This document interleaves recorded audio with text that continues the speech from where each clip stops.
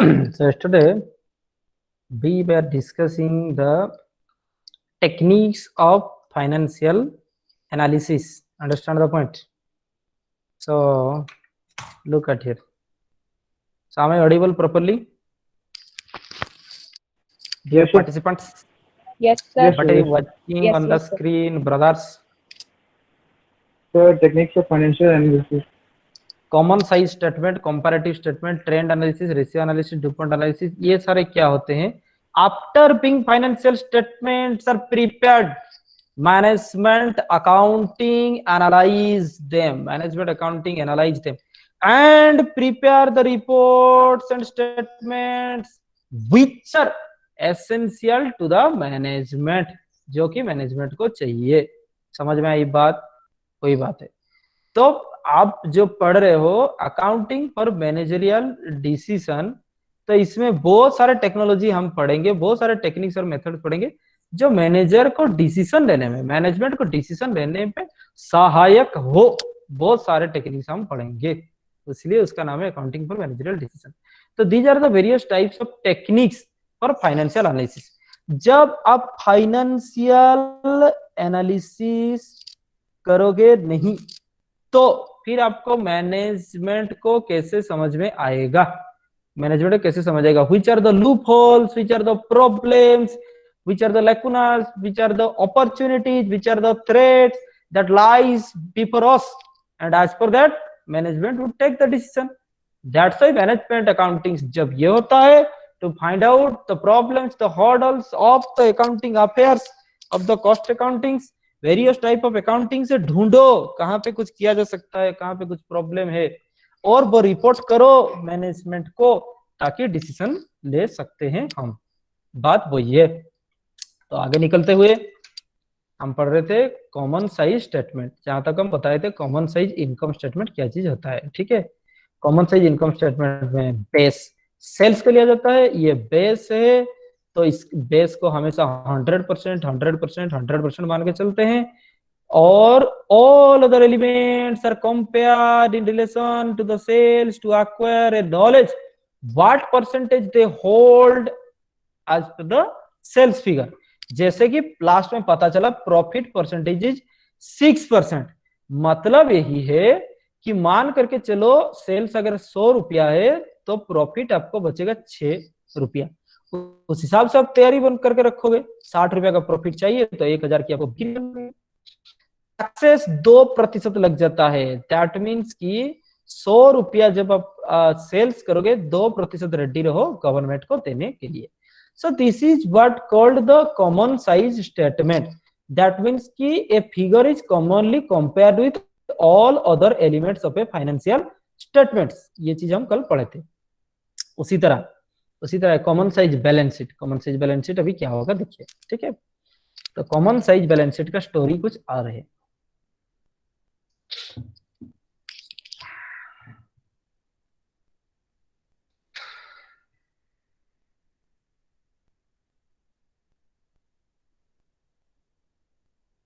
Total asset total liability कहाँ गए?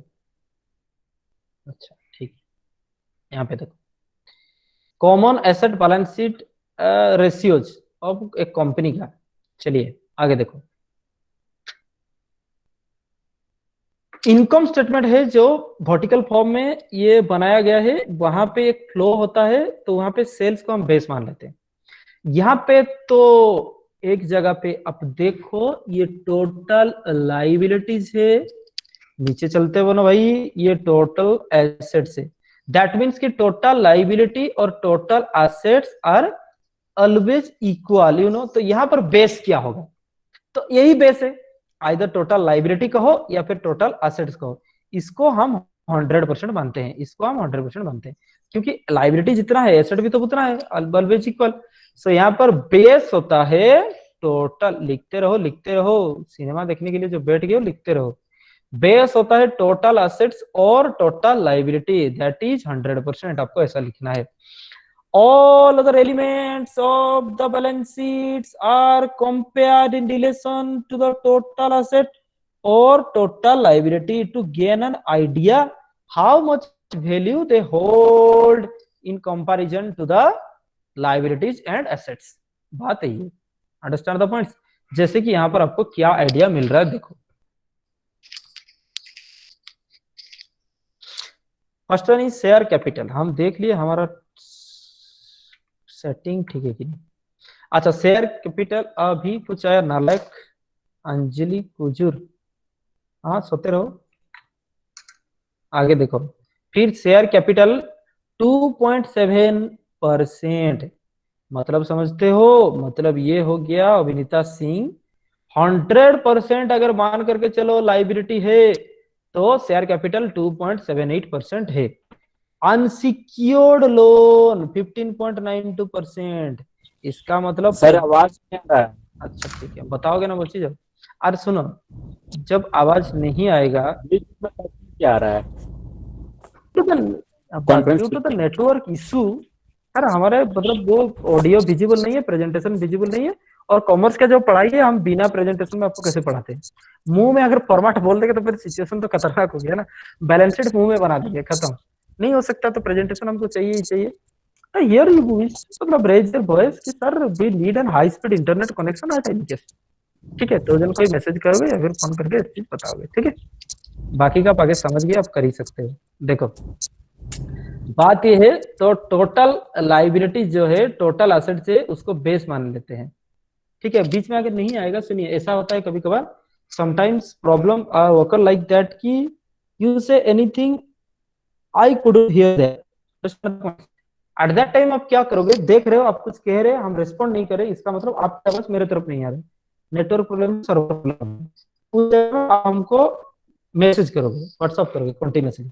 हमारा तो सेम टाइम मोबाइल भी देख रहे हैं, ठीक है ना, और जब प्रेजेंटेशन में है तो कमेंट्स नहीं पढ़ पाते हैं। चलो आगे देखो। तो शेयर कैपिटल ये चीज था, तो दैट मींस कि your base figure are the liabilities and the assets, understand the point, all other elements are compare. तो हमारे यहाँ स्टेटमेंट क्या कहता है, फिर से देखो कॉमन साइज स्टेटमेंट क्या चीज होता है। It is a statement in which all items are expressed, all items means all other items are expressed as a percentage of a base figure. आगे चलो, यहाँ पे बेस फिगर कौन था, यहाँ पे बेस फिगर टोटल लायबिलिटी और total asset है बेस, और बाकी जो आइटम्स है वो परसेंटेज में एक्सप्रेस किए गए हैं, हालांकि लिखे नहीं है परसेंटेज परसेंटेज, लेकिन ये सब कुछ जोड़ दोगे तो 100 होगा, ठीक है। तो percentage of a base figure which is used for analysing trends and changing, क्यों चाहिए ट्रेंड्स और changing of relationship among the financial statement, ताकि हम उसके एक ट्रेंड को एनालिसिस कर सके, फाइनेंशियल स्टेटमेंट में क्या बदलाव आ रहा है उसको एनालिसिस कर सके, उसलिए।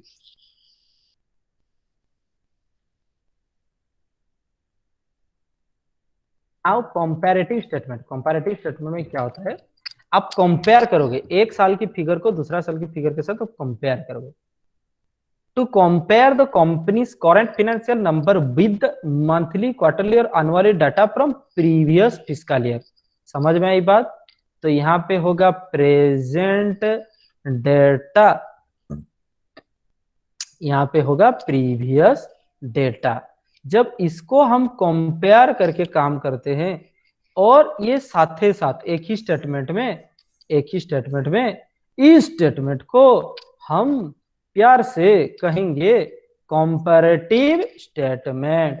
That means statement which gives us an comparative idea of having the data of present and past figures, understand the point। now look at here, अरे ऐसे कैसे आगे जा सकता है, कोई एक कंपनी है, देखो XYZ company, comparative balance sheet of A fiscal year हम बना के रखें, XYZ कंपनी, बहुत छोटे छोटे दिख रहे हैं, एक्चुअली एब्सोल्यूट इस फिगर से हमको कोई लेना देना है नहीं, हम प्रॉब्लम नहीं करें, just to gain the idea, ठीक है। और क्या मालूम स्क्रीन जूम होता है तो करो, हमको नहीं आइडिया है। देखो तो एसेट्स जूम हो रहा है, सही बात, बहुत सही बात, चलिए धन्यवाद। तो यहाँ पर देखिए आप क्या कर सकते हो, कंपैरेटिव बैलेंस शीट में आप समझ गए उसका जो ट्रेंड देख करके आप समझ गए। सबसे अच्छी बात बता देंगे, चोरी वाला बात, इसको स्क्रीनशॉट मारो, आगे का देखो। तो एसेट्स यहाँ पर लिखे हुए हैं, नीचे लायबिलिटी लिखे हुए हैं, और ऑडिटेड है 99 वाला बैलेंस शीट, ये 2000, ये 1, ये 2002, 2003, ठीक है। तो 2099 की जो भी डेटा है बैलेंस शीट के हैं, जैसे कि other assets, account receivable, inventory, उसके exactly data with commensurate to the exact elements हम प्रीवियस ईयर का या फिर सक्सेशन ईयर्स का हम कंपेयर कर रहे हैं। समझ में आई बात? तो ये एक सीरीज ऑफ डेटा दिए हुए हैं ईयर्स का, सक्सेशन पीरियड्स का, उसको हम कंपेयर कर रहे हैं। और हर एक जगह में देखिए उसका परसेंटेज कितना है, उसके हिसाब से परसेंटेज बदलाव या फिर परसेंटेज कितना है वो भी साथ ही साथ चेक कर रहे हैं। समझ में आई बात? तो इंट्रा स्टेटमेंट भी हो रहा है, इंटर स्टेटमेंट भी यहाँ पे हो रहा है। ठीक है ना बात? तो कंपैरेटिव स्टेटमेंट का मतलब वही होता है, we compare the figure of 1 year with respect to the previous year और सक्सेशन ईयर्स। ठीक है। और एक चीज आजकल कंपनियां कर रहे हैं, इंडस्ट्री एवरेज, मतलब हमारे पास जो फिगर है ना वो इंडस्ट्री एवरेज का कितना है, वो इंडस्ट्री एवरेज का कितना है। समझ में आई बात? तो उसके हिसाब से भी वो कंपेयर अप कर सकते हो। अंडरस्टैंड? इसको कहते हैं कंपैरेटिव स्टेटमेंट। नेक्स्ट वीक तो आप आपके क्वेश्चन क्या आएंगे, सवाल क्या आएंगे, बता रहे क्वेश्चन यही है, कंपैरेटिव स्टेटमेंट क्या चीज है, आपको ये लिखोगे जो हम समझाए समझोगे। देखिए कहीं पर ना कहीं तो अब बच्चे नहीं हो जो कि पूरा स्टोरी के साथ पिक्चर दिया रखा जाता है और डिटेल लिखा जाता है, जो समझा रहे हैं वो भाई बुक है, वो थ्योरी है, वो पॉइंट्स है, ये चीज समझाए उसी चीज को आपको हिंट्स में लिख देना है, उसी को खुद से एक थ्योरी नोट का डेवलप कर देना है। वैसे तो आप खुद ही देख चुके हैं ना, आपको बुक में सारा डेटा मिलता है ना इंटरनेट में सारा डेटा मिलता है, बात ऐसे ही है, जोड़ तोड़ फोड़ करके आपको पढ़ना पड़ेगा। कहीं कुछ बड़े भैया समझा रहे हैं, अक्वायर द नॉलेज, सारा कुछ बता रहे हैं, अक्वायर द नॉलेज, इंटरनेट से कुछ मिल गया, अक्वायर द नॉलेज, मास्टर से कुछ मिल गया, acquire the knowledge. Simple thing is that in this modern era keep accumulating the knowledge, sources doesn't matter, what must be authorised one. वो data आप जो भी ले रहे हो सही है कि नहीं ये परखना आपकी रिस्पॉन्सिबिलिटी है, वो हमें पूछ सकते हो। आगे की देखो, फ्रीडम है 100% फ्रीडम। पहले एक जमाना हुआ करता था, अरे टीवी मत देखो उसमें वो गलत बात दे रहे हैं, ठीक है ना, हम जो कह रहे हैं वो शास्त्र है। अभी गवर्नमेंट क्या नोटिस भेज रहा है पता है, बच्चों को दिखाओ वो कौन से यूट्यूब चैनल है जहां से वो पढ़ सकते हैं, बच्चों को भेजा करो वो पीडीएफ जहां से भी मिल रहे, जहां से आरती बेहरा जो कि चावल खा के भात खा के सो गए थे, अभी उनका नींद टूटा तो वो उठ गए। तो बात वो गवर्नमेंट वही कह रहे हैं कि कौन से सोर्सेस से वो उनको मतलब आप दे सकते हो डेटा, वो दो। समझ में आई बात? Student centric study education become diverse. समझ में आई बात? छोटा कंसेप्ट से और नहीं रहा, एजुकेशन कहीं ना कहीं आपके किचन तक अभी पहुंच रहा है, उधर है तो आप रसोई करके मोबाइल को रख करके देख रहे हो फिर भी आप नहीं पढ़ रहे। समझ में आई बात? उसके बाद आप क्या करोगे सोचो, घर में आकर के पढ़ाएंगे और क्या। तो कंपैरेटिव बैलेंस शीट और फिस्कल यही बात है, तो you have to compare, understand the points. Trend analysis पहले जो बताएंगे उसको भी लिखोगे, जो चीज हम पिक्चर बनाने की कोशिश करेंगे उसको भी लिखोगे, जो यहाँ पे दिख रहा है उसको भी आप कॉपी करोगे, सब कुछ साथ ही साथ मिल करके कंप्लीट थ्योरी होता है। जो कहते हैं उसको लिखते नहीं, उसको सुनते नहीं, उसी को इतना सारा चीज हम जो बताते हैं उसको नोट्स नहीं बनाते हो, उसी को आप अपना कस्टमाइज नोट नहीं बनाते हो, बाद में सोचते हो सर कहीं बताइए ना कहाँ से मिलेगा हमको, कहाँ से पढ़े, क्या पढ़े बताइए। तो अभी का हम सर्कस कर रहे हैं। ट्रेंड एनालिसिस, ट्रेंड एनालिसिस का मतलब क्या होता है, देखिए आप चीज बता रहे हैं, ये टाइम फैक्टर होता है हमेशा और ये वैल्यू फैक्टर होता है हमेशा। तो 2001, 2, 3, 4 हमारे जो प्रॉफिट है वो ऐसे चल रहे हैं, इसको कहा जाता है ट्रेंड, या फिर सेल्स हमारे ऐसे चल रहे हैं, इसको कहा जाता है ट्रेंड। समझ में आई बात? The rational changes of a given figure, study of a given figure is called a trend analysis. समझ में आई बात? ये क्यों किया जाता है? To see if there is an a pattern in the performance, एक पैटर्न में वो जा रहा है कि नहीं। अरे भाई डाउनफॉलिंग भी हो सकता है, ऐसा बात नहीं है, ठीक है। एक पैटर्न इन द परफॉर्मेंस, आपकी परफॉर्मेंस मतलब सेल्स, आपकी परफॉर्मेंस मतलब प्रॉफिट, सेल और प्रॉफिट्स में वो कैसे ट्रेंड पकड़ रहा है of the company over the years 2001, 2, 3, 4, number 1, number 2, which could help us forecast, that means यहाँ 2008 में क्या होगा आप बता सकते हो। अरे कैसे नहीं बता सकते, देखो अगर ये रेखा ऐसा चलता रहेगा तो यहाँ पे आपकी ये वैल्यू 10 लाख हो रहा है, तो ये रेखा जैसे ही ऐसे चलेगा 2008 में ये वैल्यू 12 लाख होंगे। देखो हम बता दिए कैसे, समझ में आई बात। दैट मीन्स कि trend analysis used for forecast a figure at some future date which could help us forecast the performance of the company in future. Trend analysis involves spreading the financial statements and comparing similar operating periods. Financial statements को and comparing the similar operating periods year to year. Understand the points? That means कि analysis financial statements over periods, एक figure को हम analysis करते जाएंगे, उसको trend analysis कहेगा। आप थोड़ा सा डायरेक्ट बताओगे तो कुछ समझ में आएगा, उसे बताए थे तो क्या। प्रॉफिट हर साल कैसे बिहेव कर रहा है, आप समझ में आई बात। Profit is element of financial statement year two year, how it runs away, that is called the trend analysis. इससे इजी आपको कुछ नहीं है। तो ट्रेंड एनालिसिस में आप एक चीज देख लो, ठीक है, एक कदम आगे दिमागदार बनना है तो स्क्रीनशॉट मार लो। चलो नाउ ट्रेंड एनालिसिस में हाइपोथेटिकल एग्जांपल, ये आप चीज दोगे क्या चीज, देखो एग्जांपल दिया हुआ है 2001 2 3 3 साल तक मैनेजर ने हमको पूछ दिया डेटा, और आप हो फाइनेंस मैनेजर जो कि हो नालायक, तो आप क्या करोगे। अभी सेल्स 1 लाख रुपया 2001 में था, 2002 में 1.5 लाख हुआ, 2003 में 1,75,000 हुआ, ठीक है। इंडेक्स नंबर ट्रेंड, मतलब ट्रेंड मान करके चलो कि आप 100% 100% मान के चलो कि 2001 का 1 लाख तो 100% बेस है, तो 1,50,000 बढ़ गया, आपका सेल्स कितना हुआ 150%, ठीक है। फिर 1 लाख से 1,75,000 हो गया, तो आपका सेल्स परसेंटेज कितना हुआ 175%। इसी को कहते हैं ट्रेंड एनालिसिस। ये जो ईयर है ये बेस ईयर है, इसी बेस ईयर के हिसाब से हम कंपेयर कर रहे हैं, एक तो ट्रेंड पकड़ रहे हैं, समझ में आई बात। जैसे ही सेल्स का फिगर बढ़ता जा रहा है वैसे ही एक तो सेल्स परसेंटेज रेशियो बढ़ता जा रहा है।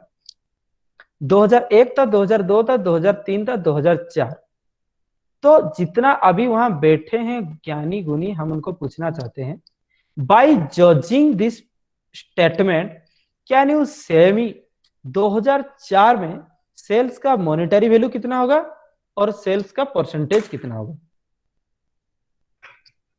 एक एक करके बताओ।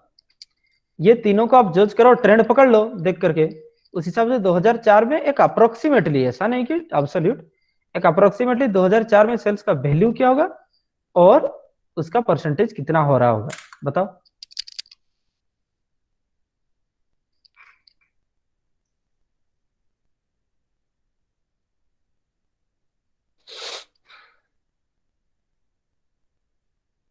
Am I audible, audience?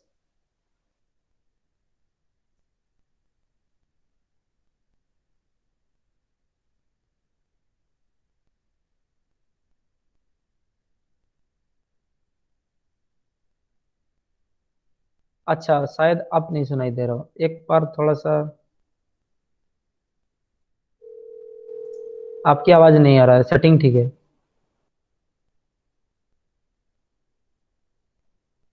चलिए तो आपको सर 2 लाख। अच्छा, तो इतना तक मौन व्रत करने की क्या जरूरत था। वेरी गुड, तो सेल्स 2 लाख, अब परसेंटेज बताओ, परसेंटेज कितना होने वाला है 200%। वेरी गुड, शाबाश, इनको मिलेगा मिलेनियम अवार्ड, ठीक है। आगे देखो बाकी सब गधे। तो 2004 में हाँ कोई कमेंट किया था, अब कमेंट चलिए वो फिर उन लोग फिर सोचेंगे, खराब सोचेंगे। सस्मिता दास, अच्छा ठीक है, वो बहुत सिंसियर स्टूडेंट है हमारा, कोई बात नहीं, वो भी, उनको भी thank you, welcome, very good.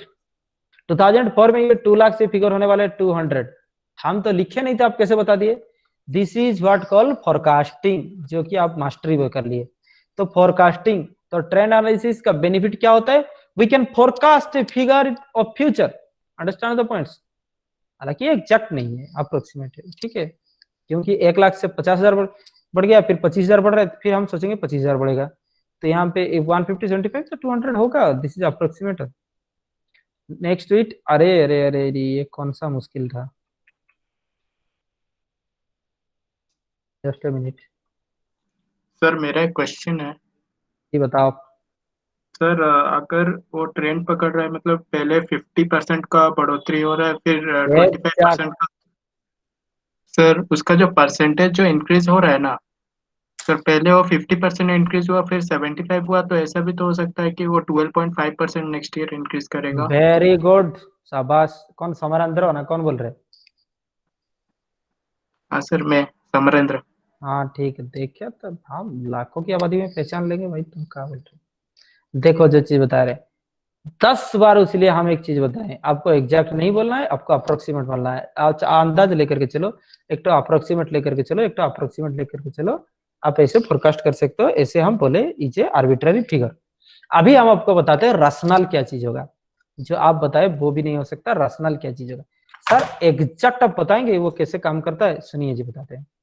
1 lakh से 1,50,000, ठीक है, 1 लाख से 1,50,000 परसेंटेज इंक्रीमेंट कितना हुआ? 50%। समझ में भाई बात?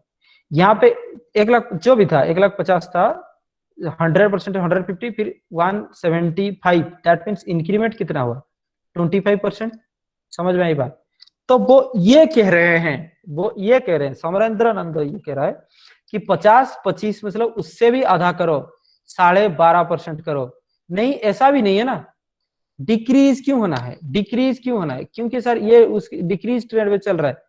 डोंट लाइक दैट, बात वो नहीं है। आगे देखो कि पहले सेल्स फिगर 1 लाख हुआ करता था, 1,50,000 होगा, 1,75,000 हुआ। यहाँ पे कोई एक वजह से 25% ही सिर्फ बढ़ा, आगे 12.5% क्यों बढ़ेगा? 25 से 50% के अंदर ही कुछ बढ़ेगा ना। ठीक है, इस साल कुछ एक वजह से 25 हुआ, तो नेक्स्ट ईयर ऐसा होगा। ये कहीं ना कहीं एवरेज आपको धोखा देता है, स्टैटिस्टिक आपको धोखा देता है। आप बिजनेस करो, ठीक है ना, स्टैटिस्टिक मत करो। तो आप सोचो आगे जब प्रॉफिट मतलब जो इंक्रीमेंट होगा वो 25 की 50 के अंदर ही रेंज कर रहा होगा, 25 की 50 के अंदर ही रेंज कर रहा होगा। ऐसा नहीं कि 25 के नीचे भी आ जाएगा, नीचे नहीं आना है। और ऑब्वियसली आपको पता है कि कुछ एक हॉर्डल्स और कुछ एक प्रॉब्लम की वजह से अगर इस साल आपके प्रॉफिट मतलब सेल्स डाउन हो रहा है, तो आगे नहीं होगा, आगे फिर से अपग्रेड होगा। समझ में आई बात? तो इसको कैसे किया जाता है? एक तरीका ये है, यहाँ पे इंक्रीमेंट था 50%, यहाँ पे इंक्रीमेंट था 25%। तो ना ही आप 50 का सुनोगे, ना ही आप 25 का सुनोगे। 50 और 25 का एवरेज आपको करना है, जो आएगा, ठीक है, उसका दोनों को मिलाकर के डिवाइडेड बाई 2 करके जो आएगा उतना परसेंटेज आपको बढ़ाना है। नंबर 1, तो पहला ऑप्शन आपके पास है सिंपल एवरेज। सिंपल एवरेज का परसेंटेज जो आएगा उतना प्रतिशत आप बढ़ा दोगे। दूसरा है वेटेड एवरेज। वेटेड एवरेज वो आपको पता ही है, मतलब you have to both sales figure और percentage increment.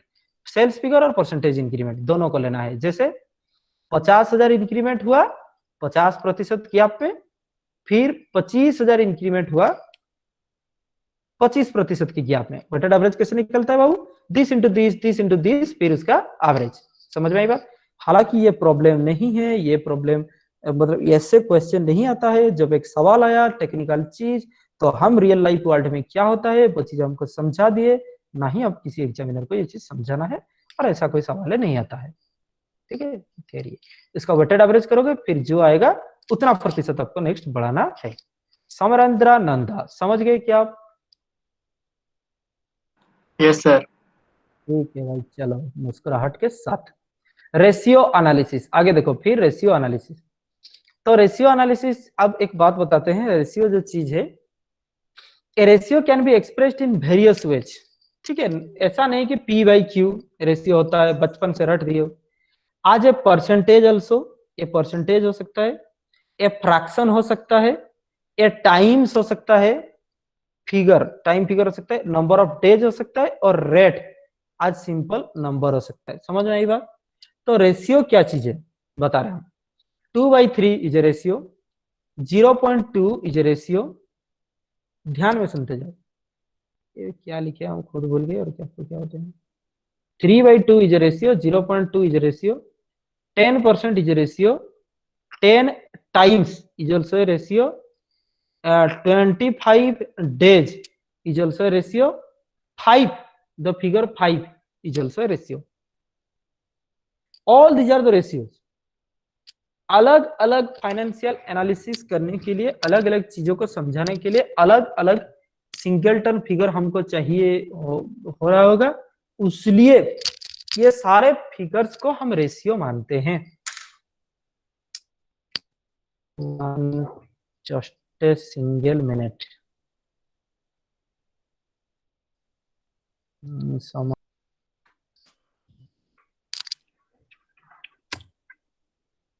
Anisa Parveen, Anjali Kujur, are you listening?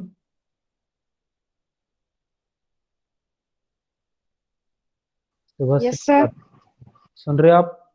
सुबह श्री यस रात, सर। ठीक है। अब तो चेहरा दिखाने आए थे वो चले भी गए, वो पता है, लेकिन हम अटेंडेंस लगाएंगे लास्ट में, हम भी होशियार है भाई।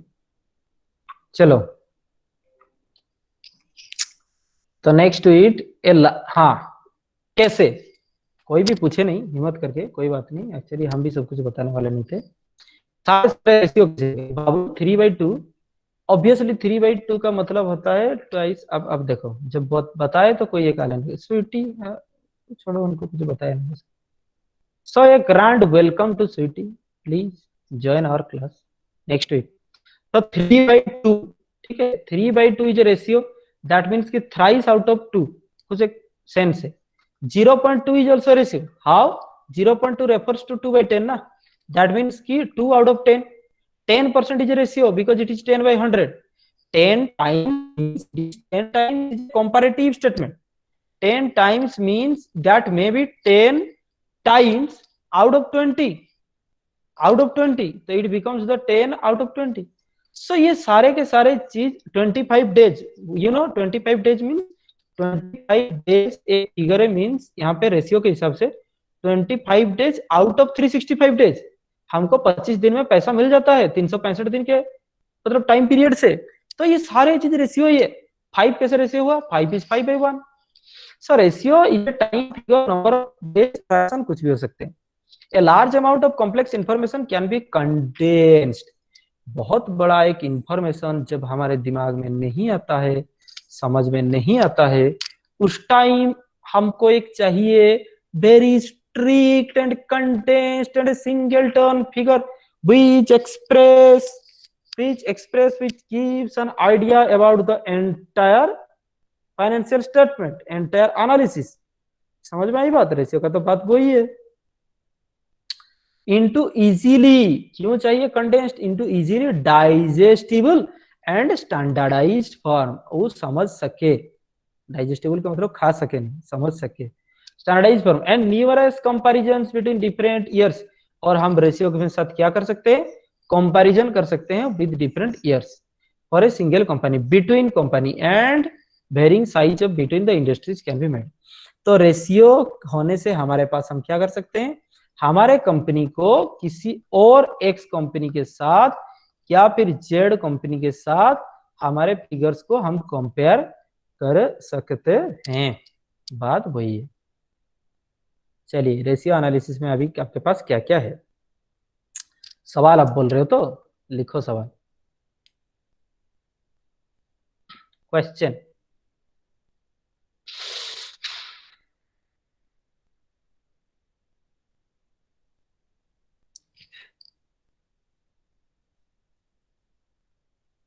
डिस्कस रेशियो एनालिसिस आज ए, सुनो, एग्जाम ऑनलाइन होगा, ऑफलाइन होगा, होगा कहीं ना कहीं होगा। अभी नहीं होगा तो फिर जाकर के डिग्री के बाद होगा। ओरल हो सकता है, वर्बल हो सकता है, उसमें तो कोरोना नहीं फैलेगा ना, समझ में ये बात? ठीक है, इंटरव्यू मोड हो सकता है। तो आपका ड्यूटी है, आप कुछ एक चीज पढ़ते रहो, देखते रहो।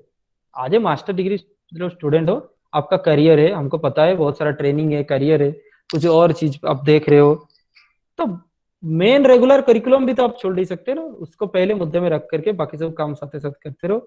सब कुछ चीजें आपको एग्जामाइन होगा, अभी नहीं होगा तो इंटरव्यू में होगा, नहीं तो आपके रिटन एग्जामिनेशन में होगा। एक कैरियर आप पास हो जाते हो बिना एग्जाम का, ठीक है, हो जाएगा, दिस इज पॉसिबल। लेकिन आप आईएएस ऑफिसर तो बिना एग्जाम के नहीं बन सकते हो ना। अरे चलिए mark percentage, previous mark percentage लगा दीजिए ना सर, सीजीपीए आप लगा दीजिए एवरेज, उसमें से बना दीजिए हमको आईएएस ऑफिसर, क्या बात है।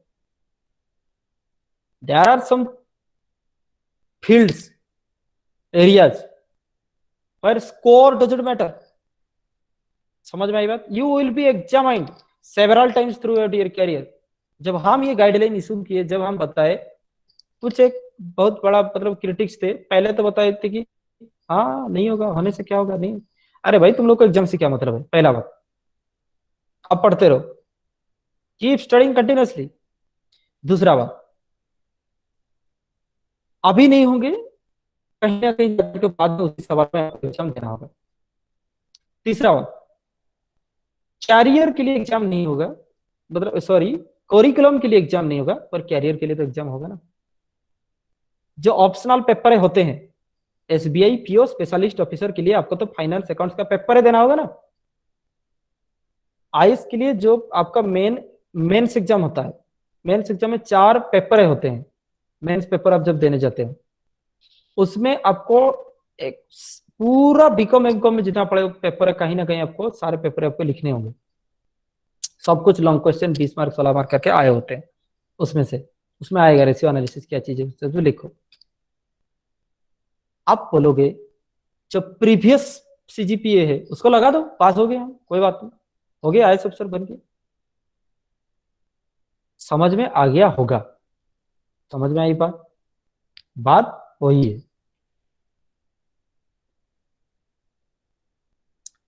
Focus on your job, your duty, focus on your business, not on the diplomatic statements given by UGC, given by the central government, etc। वही बात है। Discuss ratio analysis. आज अरे कुछ लोग मारने के लिए अभी तैयार हो गए। अरे हम कहीं पे बुद्ध लोग कुछ हैं, हम कहीं पे ये नहीं बताएं कि एग्जाम होगा कॉलेज जाओ, वो नहीं बताए कुछ, मतलब फॉर द क्लैरिफिकेशन ओनली। कुछ होते हैं कि उनको समझ में नहीं आता।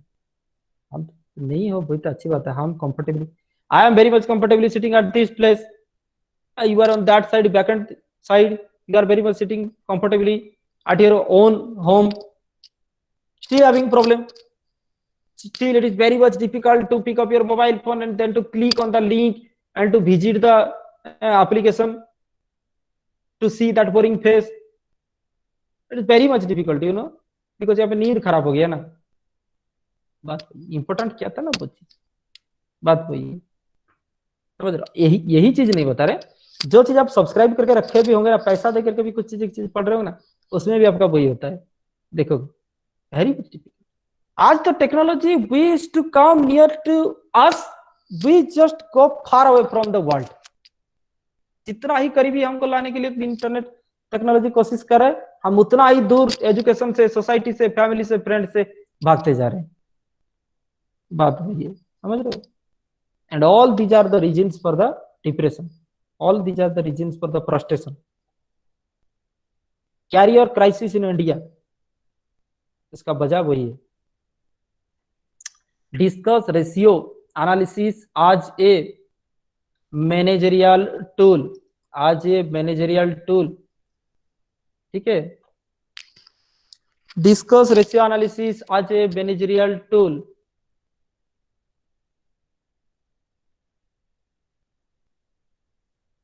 for financial analysis, full stop। next sentence, which are the various, सुनो ये बहुत इंपॉर्टेंट है, लिक्विडिटी रेशियो और profitability ratio.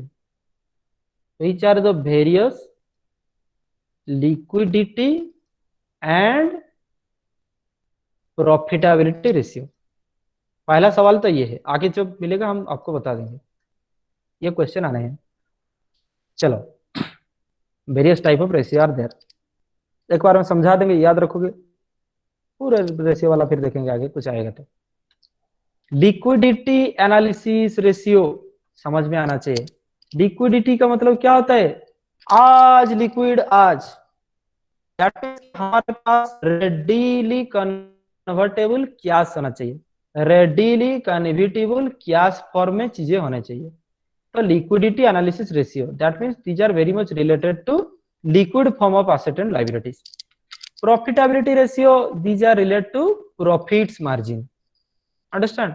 Profitability in relation to capital employed, that means these are the capital और investment related. Liquidity analysis ratio, देखो यहीं पर बात है, liquidity analysis ratio. Number 1 is current ratio.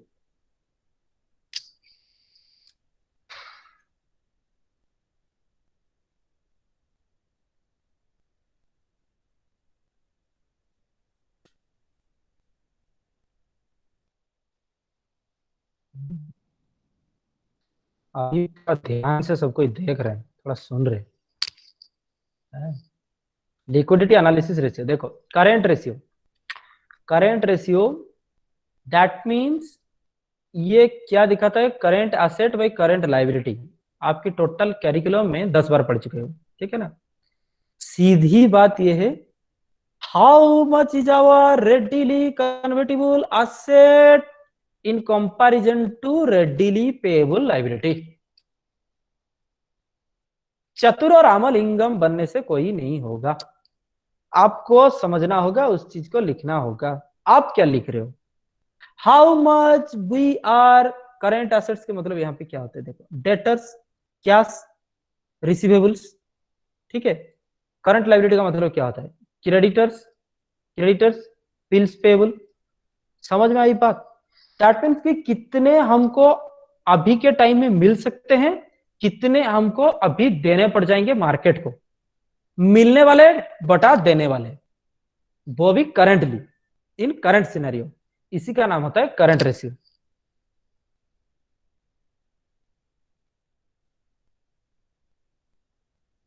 Current assets by current liability, मान लो suppose 2/1 हो, that means कि अभी हमारे पास जुगाड़ हो सकता है पैसा 2 रुपया और हमको देना है 1 रुपया, तो कहीं ना कहीं सरप्लस हमारे पास 1 रुपया बच रहा है, तो ये फेवरेबल कंडीशन है।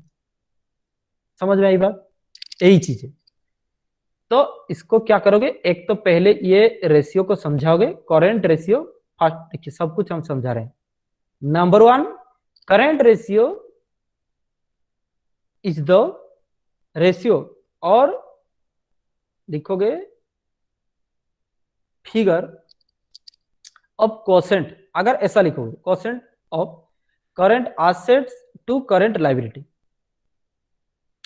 Current ratio is attained at और attained by dividing current liabilities to the current assets. बाकी सब आप लैंग्वेज लिख सकते हो, लिख दो कुछ। नंबर 1।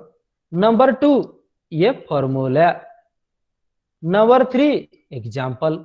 बच्चे तो नहीं हो ना, एग्जाम्पल लगा सकते हो। Current asset 2 lakh, current liability 1 lakh, मतलब 2/1 हो गया, तो यहाँ पर रेशियो आकर के निकल गया 2:1। अरे ये कभी कभी पेन ना हमारा पढ़ाई जैसा हो जाता है, मतलब हालांकि 2:1, ठीक है। ये अभी के रेशियो निकला। और कोई बता सकता है जिसको याद भी है, what is the ideal ratio, what is the ideal ratio of current ratio? 2:1. 2:1. Very good, 2:1। That means कि हम 2 रुपया जुगाड़ करेंगे तो 1 रुपया ही पेमेंट करना जितना हमको पड़ रहा होगा, तो हमारे कंपनी सरवाइव कर रहा है, तो जिंदा हो तुम। आगे देखो, क्विक रेशियो। क्विक रेशियो का मतलब क्या होता है, क्विक, वेरी क्विक, क्योंकि ये सारे चीज यहाँ पे जो है वो रेडिली कन्वर्टेबल नहीं हो सकते हैं, आपको क्विक जाना पड़ेगा। समझ में आई बात? तो क्विक एसेट में क्या है, देखिए हम जो बता रहे हैं, आपकी कैश तो है ही क्विक एसेट्स, बिल्स रिसीवेबल कुछ एक दिन के बाद मिल जाता है, तो डेटर्स को पैसा मांगोगे वो दे भी देंगे। यहाँ पे जो स्टॉक है, ठीक है, स्टॉक है, वो कब सेल होगा उसका कोई गारंटी नहीं है। हालांकि स्टॉक आपकी करंट एसेट में आता है, लेकिन स्टॉक सेल आउ तो पाचिबो केबे कोदड़ी खाइबो केबे, स्टॉक ये कभी सेल होगा कब, फिर आप उसको बेचोगे कब, डेटर्स फिर पैसा देंगे कब, फिर आपको मिलेगा कब, ऊपर से बैड डेब्ट का भी चक्कर है। तो जो चीज रियलाइज तुरंत नहीं हो सकता है उसको हम छोड़ देंगे, तो उसका नाम होता है क्विक एसेट्स। तो सीधी बात है, क्विक एसेट का मतलब होता है कैश बिल्स रिसीवेबल डेटर्स, और आप कह सकते हो करेंट एसेट्स माइनस इन्वेंट्री और स्टॉक। ठीक है, कोई बात नहीं। और अब पेन खराब हो गया अभी, क्योंकि पेन की मूड खराब हो गया। ये देखो, तो करेंट एसेट से आप जब जैसे ही स्टॉक को हटा दोगे तो क्विक एसेट होगा। तो quick liabilities, sorry quick liability, current liabilities आज यूजुअल करंट लाइबिलिटी है, तो quick assets by current liabilities. ठीक, ओह ये नीचे लिखा हो तो हम तो सुपर गए। क्विक एसेट करंट लाइबिलिटी चले जो भी है, तो quick asset by current liability, that means ये पकड़ करके चलो कहीं ना कहीं 1.5 बाय, ठीक है, pen is not sinking now, I don't know why, 1.5 by 1 हुआ। दैट मीन्स कि 1.5 आपके पास रेडीमेड क्या से, तो 1 रुपया मार्केट में आपको चुकता करना है, तो 50 रुपया यहाँ पे आपको 50 पैसा बच रहा है। Understand the points? Who can say which is the ideal ratio of the quick ratio? बताओ। 1:1. 1:1, क्योंकि आप देखो कहने का मतलब ये भी है, अब ज्यादा भी सेविंग करके रखने से, ज्यादा भी चीज रेडी रखने से फायदा नहीं है, उसको ब्लॉकेज ऑफ कैश माना सर जाता है। आवाज कट रहा है। सर चलेगा क्या?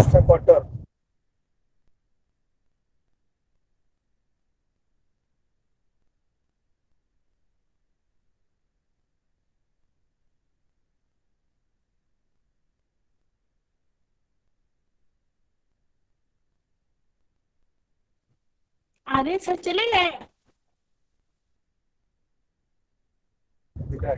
आ रहे सर आ रहे।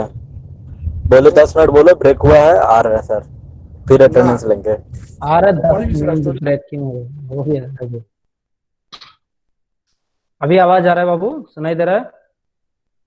हाँ सर अभी आ रहा है। ठीक है, वो होता है कभी कभी प्रॉब्लम होता है, डिस्कनेक्ट हो गया था मेरा, फिर कनेक्ट कर लिए। ठीक है, मतलब बात तो यही है कि मानो ऑनलाइन क्लास होगा, सारे के सारे चीज ऑनलाइन प्लेटफॉर्म में हो जाएंगे, एडमिशन ऑनलाइन होगा, एग्जाम ऑनलाइन होगा, सब कुछ होगा। अरे इंडिया ऑनलाइन होगा तब ना होगा, प्रॉब्लम तो वही है। सर कोरिया हम लोग का में, डिपार्टमेंट ऑनलाइन हो रहा है, बहुत हो रहा है। सुन बाबू, कोरिया में 4G आया 2004 में, ठीक है। इंडिया में 4G आया 2018 में, मतलब ज्यादा नहीं, सिर्फ और सिर्फ 14 साल पीछे हम हैं, 14 years back we lies with comparative, मतलब कंपेयर टू अदर कंट्रीज। फिर बाकी कंट्री को फॉलो करोगे तो क्या होगा? बाकी कंट्रिया में ये हो रहे हैं, स्कूलों में वो हो रहे हैं, कॉलेजों में वो, उनका स्टैंडर्ड है पढ़ाई का। अरे भाई उनका टेक्नोलॉजी का भी स्टैंडर्ड उतना है, समझ में आ रहा है? तो बात वही है। तो यहाँ पे उनका पूरा कंट्री में कहीं पे डेटा के लिए पैसा नहीं लगता, free, 100% free wifi in a country like Norway, like Korea, 100% free. Phone call भी फ्री, कैसे ना, वाईफाई कॉल करोगे ना, अब बुद्धू थोड़ी हो, इतना अच्छा नेटवर्क है तो आप व्हाट्सअप कॉल करोगे ना, अब क्यों फोन कॉल करोगे? Call free, browsing free, internet free, wifi free through out the country, wifi है। वो भी एमबीपीएस नहीं रे बाबू, नहीं चलता उनका एमबीपीएस, जीबीपीएस, समझ में आई बात? 2008 में कोरिया का मिनिमम स्पीड था 64 जीबीपीएस, नॉट एमबीपीएस।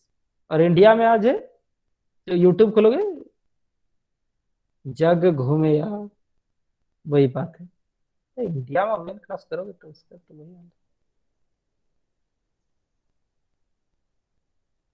ठीक है, अब 2-4 लाइन बचा है, थोड़ा बता देते हैं।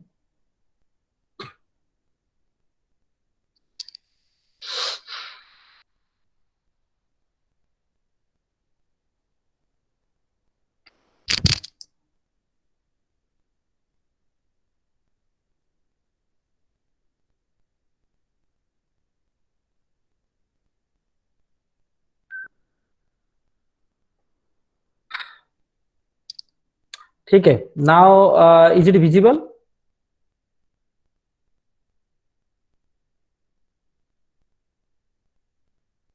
डियर ऑडियंस, दिखाई दे रहा है? Yes sir. Yes sir. चलो देखो, फिर ये हो गया इसका आपका -1। ठीक है, आप लोग मैसेज कर रहे हो, ठीक है, क्लास खत्म होने दो। आप जो अभी जो भी प्रॉब्लम हो रहा है उसी प्रॉब्लम के साथ हमको जीना है, और अब हर एक चीज का ढूंढोगे तो फिर कैसा होगा।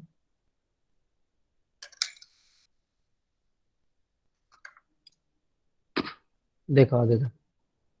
फिर हाँ 1:1 रेशियो है। आगे net working capital ratio. Net working capital ratio का मतलब क्या होता है कि आपके पास डायरेक्ट कितना सरप्लस बच रहा है। लाइबिलिटी अगर पे कर दिए, मान लो लाइबिलिटी पे कर दिए, यहाँ पे जो 1 रुपया बच रहा था, यहाँ पे जो 50 पैसा बच रहा था, वही सेविंग आपका कितना है आउट ऑफ टोटल एसेट्स, इसका मतलब वही है। तो नेट वर्किंग कैपिटल रेशियो का मतलब होता है net working capital by total assets. तो नेट वर्किंग कैपिटल का मतलब क्या होता है, current asset minus current liability.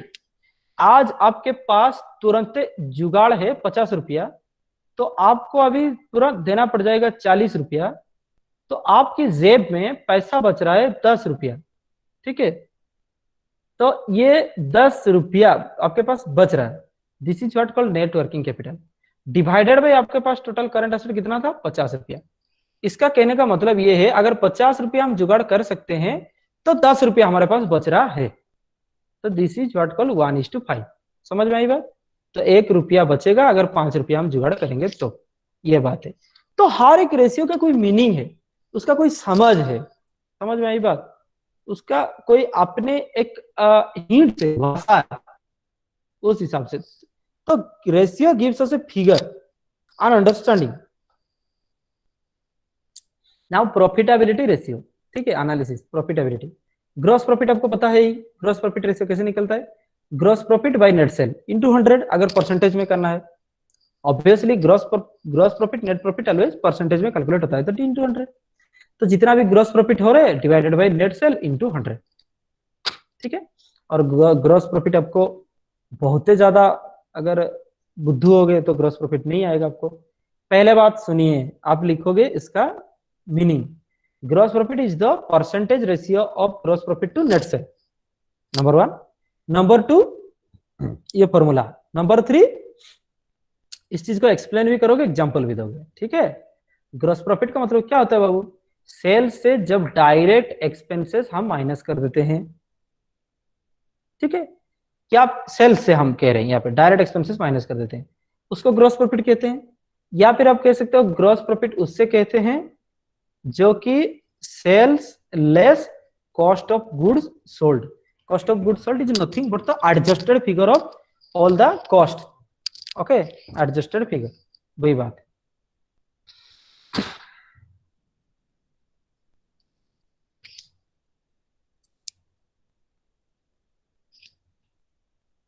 Sales less cost of goods sold, gross profit. तो ग्रॉस प्रॉफिट सेल्स के कितना प्रतिशत है, उस हिसाब से चलो। नेट प्रॉफिट मार्जिन, तो नेट प्रॉफिट मार्जिन क्या है, net profit after taxes by net sales into 100। तो बात वही है, यहाँ पर आपको कहां तक आना है, नेट प्रॉफिट जो प्रॉफिट होता है ना, profit after tax already discussed, profit after tax PAT by net sales. हाँ, और एक चीज हम नेट सेल आपको नहीं समझाए, नेट सेल्स का मतलब होता है total sales less return, sales less return is called the net sales, understand? तो नेट प्रॉफिट मतलब profit after tax paid by net sales into 100 is the net profit margin. बहुत ही इजी बात है। Operating profit margin, operating profit is the technical thing, operating profit margin, understand the points. तो operating profit किसको कहते हैं, EBIT. अभी के लिए समझ लो ये ईबीआईटी है, ठीक है ना, आगे लेकिन इसका मतलब और भी। Earning before interest and tax, क्योंकि हम कहीं ना कहीं ग्रोस अर्निंग देखने के लिए कोशिश करते हैं। ग्रोस अर्निंग एक तो होता है सेल्स, एक तो होता है सेल्स जो सबसे ग्रोस अर्निंग है, लेकिन उसका नाम रेवेन्यू है। तो जेनरली इंटरेस्ट तो देना पड़ेगा ही, ईबीआईटी, इंटरेस्ट और टैक्स तो देना पड़ेगा ही। इंटरेस्ट किसको दोगे, डिवेंचर होल्डर को, टैक्स किसको दोगे, गवर्नमेंट को। फिर भी उससे पहले कितना लगभग हम कमा लेते हैं उसको पहले देखेंगे ना, दुकानदार उसको पहले देखता है। तो ऑपरेटिंग प्रॉफिट का मतलब होता है ईबीआईटी बाय सेल्स इनटू 100, ये ऑपरेटिंग प्रॉफिट मार्जिन है। तो ऑपरेटिंग रेशियो किसको कहा जाता है, operating ratio, COGS cost of good sold plus operating expenses divided by sales into 100। सुनिए, कॉस्ट ऑफ गुड्स सोल्ड आपको पता हो गया, जिसको नहीं पता है लिखो, कॉस्ट ऑफ गुड्स सोल्ड लिखो। कॉस्ट ऑफ गुड्स सोल्ड कैसे मिलेगा? या तो sales minus gross profit, cost of goods sold का मतलब आता है सेल्स माइनस ग्रोस प्रॉफिट। इसका मतलब समझो, जिंदगी भर रट रट के थक जाओगे, कैसे हमें चीजें जिंदगी भर याद है, उसको याद रखो। कॉस्ट ऑफ गुड्स सोल्ड का मतलब होता है अगर सेल्स से उसका प्रॉफिट को हटा देते हैं, इमीडिएट प्रॉफिट को, तो जो बचता है वो सेल्स के लिए कितना कॉस्ट पड़ गया। कॉस्ट ऑफ गुड्स सोल्ड मतलब होता है एग्जैक्ट जितना सेल्स हुआ है उसका कॉस्ट कितना था। या तो सेल्स माइनस जीपी, या तो कॉस्ट ऑफ गुड्स सोल्ड कैसे निकलता है पुराने ढांचे में, opening stock plus purchases less closing stock. ठीक है, opening stock plus purchases less closing stock, ये हो गया कॉस्ट ऑफ गुड्स सोल्ड। तो ठीक है, तो cost of goods sold plus operating expenses. तो ऑपरेटिंग एक्सपेंसेस क्या चीज होते हैं? जो expenses trading account and PL account में जो आप देख रहे हो वो ऑपरेटिंग एक्सपेंसेस होते हैं। Non operating expenses, non investing expenses आपको नहीं लेने हैं, एक्स्ट्रा ऑर्डिनरी एक्सपेंसेस नहीं लेने हैं, एक्सीडेंटली एक्सपेंसेस नहीं लेने हैं, लॉसेस वगैरह अबनॉर्मल लॉसेस नहीं लेने हैं। जो ऑपरेटिंग और बिजनेस के लिए जो एक्सपेंसेस हो रहा है वो ट्रेडिंग और पीएल में आ रहा है, रेंट वगैरह, taxes, office administration etcetera expenses को ऑपरेटिंग एक्सपेंसेस कहा जाता है। उसको ऐड करके डिवाइड बाय सेल इनटू 100 करोगे तो आपको ऑपरेटिंग रेशियो आ जाएगा। अंडरस्टैंड बात? यही बात है। तो in relation to capital employed investment, ये हम चीज को कल कवर करेंगे, विल बी टॉट टुमारो। पढ़ते हैं हम इसको, कोई बात नहीं, लेकिन ये जो टाइम होता है ना उसके बाद ये तो ऑड टाइम हो जाता है, तो 1 बजे से शुरू करने के लिए कोशिश करेंगे, फिर उसके हिसाब से टाइम मैनेजमेंट करके हम पढ़ेंगे। किसी को और चीज कुछ पूछना था तो जी बताइए। Thanks a lot. एग्जिट नहीं मानना है अभी, आपकी काम है, समझ रहे हो? इसी नंबर पे हमको कॉल करोगे, बहुत लंबा लंबा सवाल पूछे जाएंगे तो ये फेसबुक पेज विजिट करोगे। हाँ, यस सर, यस सर। अच्छा ठीक है, चलिए आप लोग सुन रहे थे कम से कम तो। Sujata Lakra, are you listening मी?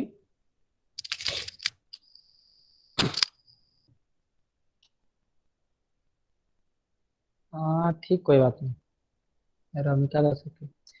आप जल्दी से अटेंडेंस लिखिए जी, वेलकम। चलिए आप सब लंच कर लो, खा लीजिए और रेस्ट कर लीजिए, फिर शाम को कुछ थोड़ा बहुत अब पढ़ लिया कीजिए, ठीक है? चलिए।